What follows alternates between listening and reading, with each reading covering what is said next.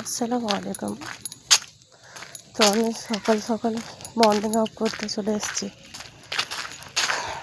এইখানে একদম পুরো কুয়াশা। আজকের রবিবার, তো আজকে সবাই হাঁটে যাচ্ছে বাইকে করে, আমি একা হাঁটছি।